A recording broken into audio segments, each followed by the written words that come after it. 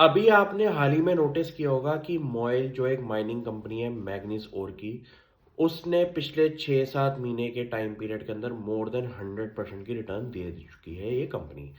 अब ये कॉन्सेप्ट से थोड़ा हट के अगर मैं आपको समझाऊं कि कंपनियों की ट्रांसक्रिप्ट पढ़िए, उसमें जो चीज़ें समझ में आती हैं उससे आपकी वैलिडेशन कंपनी को लेके ज़्यादा बढ़ती है।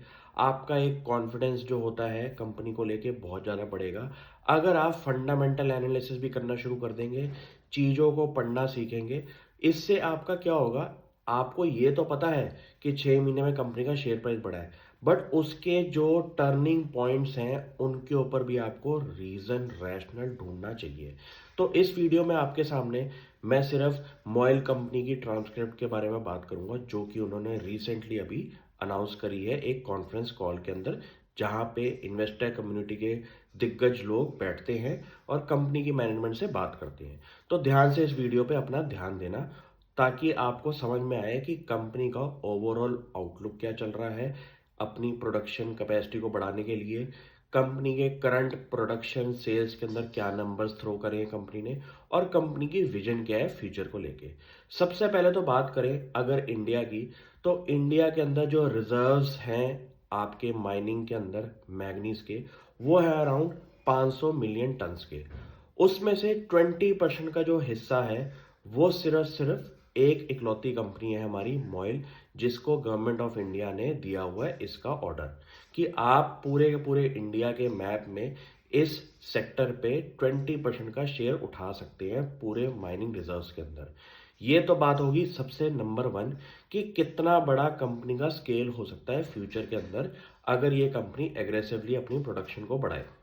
दूसरी बात कंपनी की बात करें कि इस 20% के शेयर में कंपनी ने ये बोला है कि उनका डोमेस्टिक मार्केट शेयर के अंदर मैग्नीज ओर को जो मार्केट शेयर है वो है अराउंड 45%।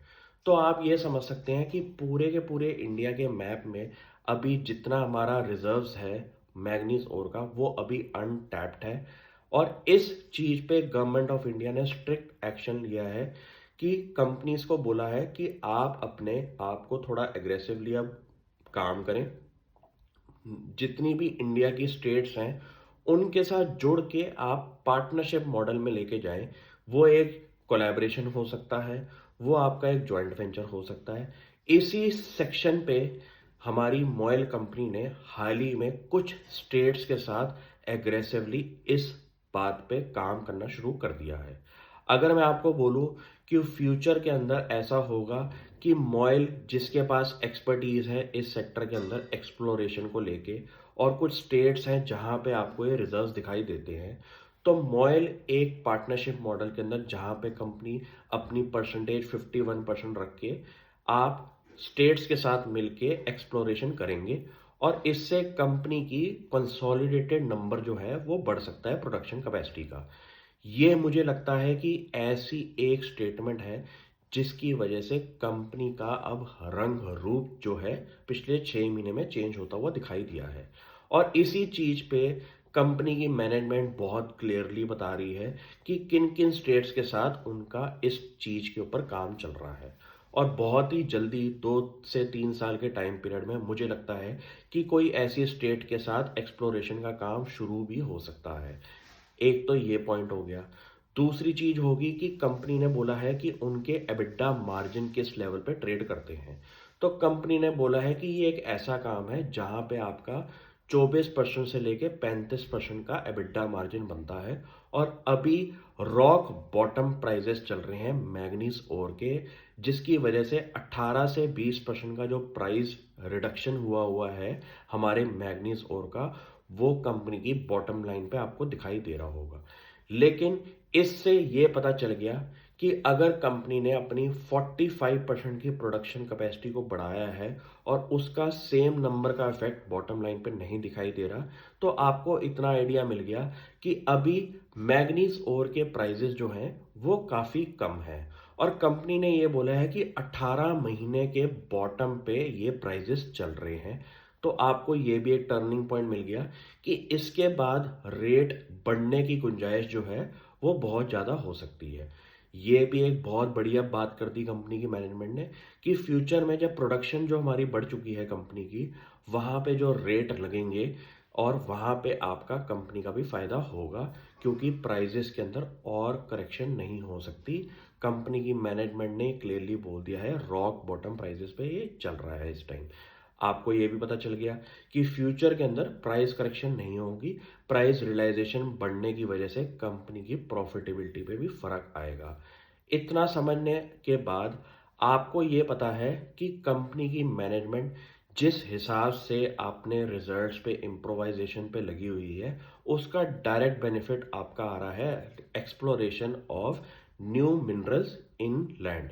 इस पे कंपनी ने ये बोला हुआ है कि इस साल का जो उनका टारगेट है वो पिछले साल के टारगेट से बहुत ज़्यादा है। मेरे हिसाब से ट्वाइस थ्राइस पे कंपनी इस सेक्टर पे काम कर रही है एक्सप्लोरेशन को लेके, जहाँ पे अगर पॉजिटिव रिजल्ट्स आएंगे तो वो कंपनी की प्रोडक्शन कैपेसिटी में ऐड होती है चीज़।